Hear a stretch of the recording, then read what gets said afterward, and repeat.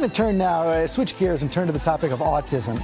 It has touched so many of our lives, and now our ABC News colleagues, John Donvan and Caren Zucker, have poured their personal experience and 2 decades of reporting into a groundbreaking new book. It's called In a Different Key, The Story of Autism, and we're going to talk to them after this look at their stories. John Donvan and Caren Zucker were not strangers to autism when they began their reporting. And what do you call this little bit of progress? A miracle?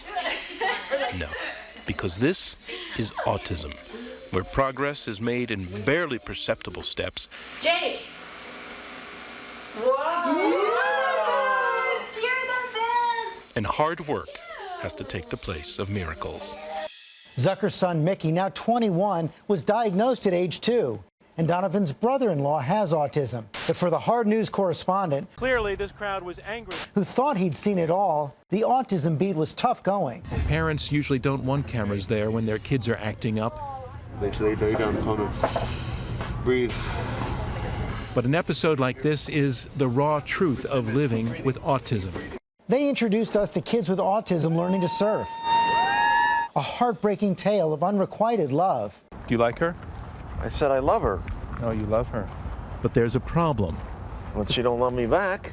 And stories of how a parent's sacrifice, hard work, and love can pay off. 90% of the words that he has, we taught him. How much is one word worth? Every word is priceless. And it's great to have John and Caren here with us this morning. Welcome. Thank you. Welcome back to GMA. And Caren, we touched a little bit on your personal experience in the piece right there, but in so many ways, the book is the story of a parent's crusade to really get this condition paid attention to. Oh, absolutely. I mean, it's not just about autism, it's about parental love. What would any parent do for their child?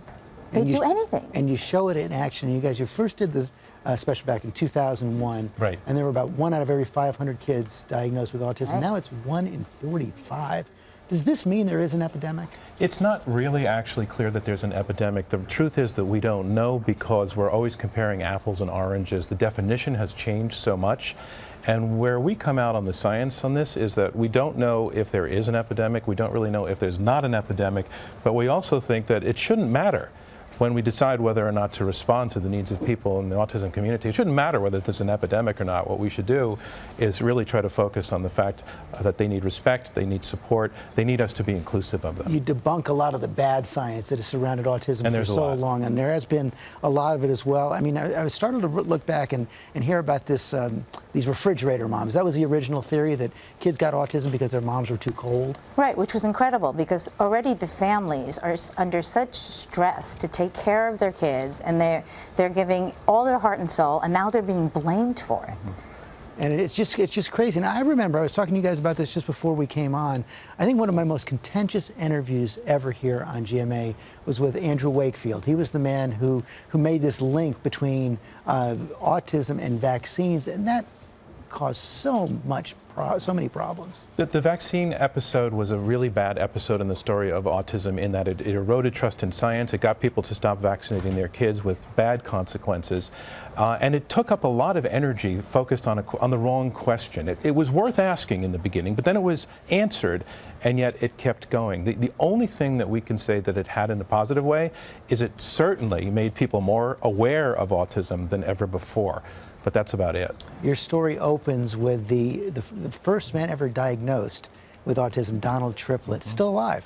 And our friend. And he's an extraordinary guy, and he is the example of how good a life can be if having autism, if your community embraces you, which is so much of what we're trying to say in the book. And his community embraces him. Just as an example, first time we went down years ago to Mississippi, this little town, and started talking to people, we want to talk about Donald. They said, we'll talk about Donald, but if you hurt this guy, we know where you live. So what does that mean to have a community embrace? Because you do live with autism your whole life. We think about it in kids, but so many live with it their whole lives. What does that mean?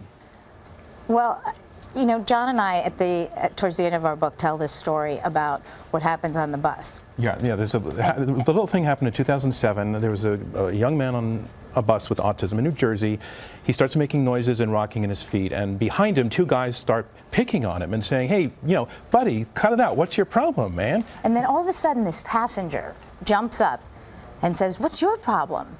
he has autism. Why don't you back off? And the whole bus gets behind him.